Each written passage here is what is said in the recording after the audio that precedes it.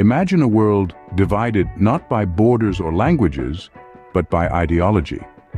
This was the chilling reality of the Cold War, a conflict that began in the aftermath of World War II.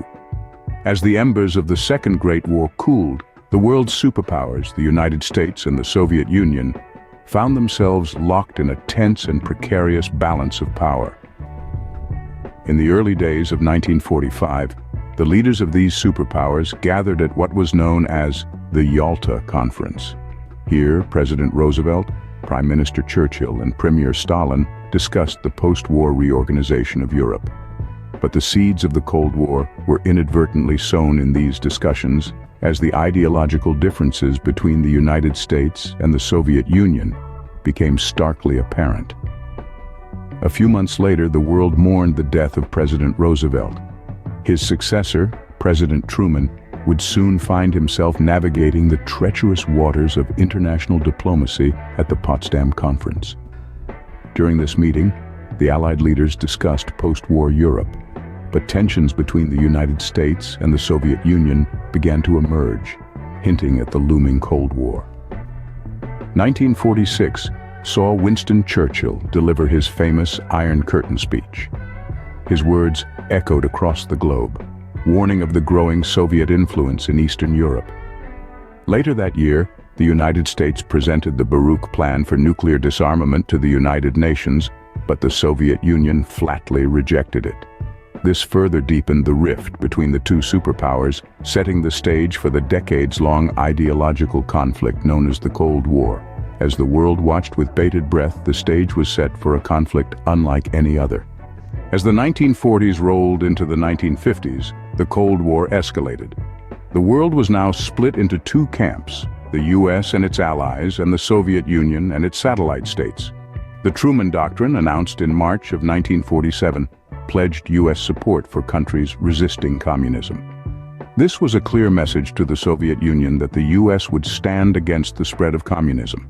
A few months later in June, the Marshall Plan was announced.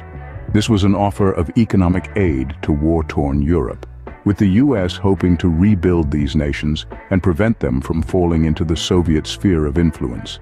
The USSR, however, saw this as an attempt by the US to extend its influence. By 1948, tensions had reached a boiling point. In June, the Soviet Union initiated the Berlin blockade, halting all traffic to West Berlin. The Western allies, refusing to be intimidated, responded with the Berlin airlift, supplying West Berlin by air. That same year in May, the State of Israel was declared, leading to the ongoing Arab-Israeli conflict. This event further complicated the geopolitical landscape, adding another layer of complexity to the Cold War. Next came the formation of NATO, the North Atlantic Treaty Organization, in April of 1949. This was a military alliance formed to counter Soviet aggression. The Soviet Union responded to this perceived threat by testing its first atomic bomb in August, effectively ending the US monopoly on nuclear weapons. The decade closed with a momentous event, the proclamation of the People's Republic of China by Mao Zedong in October. This signaled the rise of a new communist power, further deepening the divide between the two Cold War camps. The world was now firmly in the grip of the Cold War, and there was no turning back. The 1960s were a time of high stakes and near misses, a time when the world teetered on the brink of nuclear war. Let's first journey back to the year 1950. The Korean War had just begun, marking another significant chapter in this geopolitical chess game. This conflict, which lasted until 1953, ended not with a peace treaty, but an armistice, leaving the Korean peninsula divided to this day. In the midst of this, 1953 saw the death of the Soviet Union's iron-fisted leader, Joseph Stalin. His passing marked the rise of Nikita Khrushchev, a man known for his passionate speeches and fiery temper. This change in leadership, however, did little to quell the escalating tensions. 2 years later, in 1955, the Warsaw Pact was formed. This military alliance, comprising the Soviet Union and 7 Eastern European countries, was a direct response to the formation of NATO, further deepening the East-West divide. The following year, the Hungarian uprising was crushed by Soviet forces, underscoring the Soviet Union's iron grip on Eastern Europe. Meanwhile, on the other side of the world, the Cuban Revolution was unfolding. By 1959, Fidel Castro had come to power, establishing a communist regime just 90 miles from U.S. shores. Then came the U-2 incident in 1960, when an American spy plane was shot down over Soviet airspace. This event heightened tensions, pushing the world closer to the edge of nuclear confrontation. 1961 saw the construction of the infamous Berlin Wall, a stark and concrete symbol of the ideological divide. But it was the Cuban Missile Crisis in 1962 that really brought the world to the brink of nuclear war. For 13 nerve-wracking days, the prospect of nuclear annihilation hung over the world like a dark cloud. But somehow, humanity pulled back from the brink. In 1963, the Partial Nuclear Test Ban Treaty was signed, banning all test detonations of nuclear weapons except for those conducted underground. In the face of such peril, the world held its breath, hoping for a peaceful resolution. The 1970s and 1980s brought a period of détente, a temporary thawing of the Cold War tensions. This era was marked by significant events that changed the course of history. Among these was the Strategic Arms Limitation Talks, or SALT I, in 1972. These talks between the United States and the Soviet Union sought to curb the arms race, marking a pivotal point in the relations between the two superpowers. In 1975, the Helsinki Accords were signed, including the recognition of Europe's post-World War II borders. This was another step towards easing tensions, but it was not enough to prevent the Soviet invasion of Afghanistan in 1979.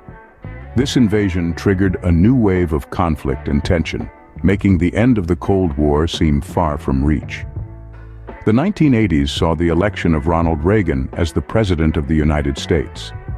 Reagan's hardline stance against the Soviet Union marked a shift in U.S. foreign policy. His famous Evil Empire speech in 1983 painted the Soviets as the villains of the world stage, fueling the tensions further. In the same year, the Able Archer NATO exercise almost triggered a nuclear war. This was a simulated military exercise that the Soviets misinterpreted as a real attack. The world teetered on the brink of a nuclear catastrophe, reminding everyone of the high stakes of the Cold War. In 1985, Mikhail Gorbachev rose to power in the Soviet Union. His policies of glasnost and perestroika, meaning openness and restructuring, signaled a change in the Soviet Union's approach. Gorbachev sought to reform the Soviet Union from within, while also improving its relations with the West. The world watched as the Cold War began to thaw, but the end was not yet in sight. The 1990s marked the end of an era. The Cold War, a conflict that had shaped the world for almost half a century, was finally coming to an end.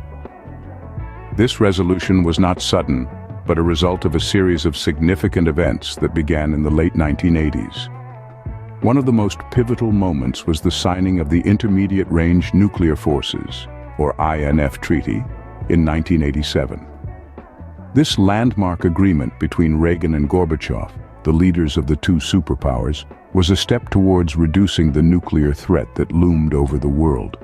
The treaty eliminated an entire class of nuclear weapons, marking a shift in the dynamics of the Cold War. However, the true turning point came with the collapse of the Soviet Union in 1991. The once mighty superpower was fragmented into 15 separate countries. This seismic event symbolized the end of the Cold War, as the ideological battle between capitalism and communism lost one of its key players.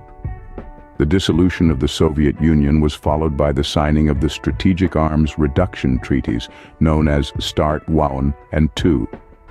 These treaties were a further effort to limit the number of strategic nuclear weapons, signifying a move towards global disarmament and a departure from the arms race that had characterized the Cold War. Yet, it's important to note that the end of the Cold War did not mean the end of geopolitical tension and conflict. The post-Cold War world saw the rise of new powers and challenges, including terrorism, economic inequalities, and environmental issues. And so the Cold War ended, Not with a bang, but with a whisper. The world had changed irrevocably, its course altered by this silent conflict.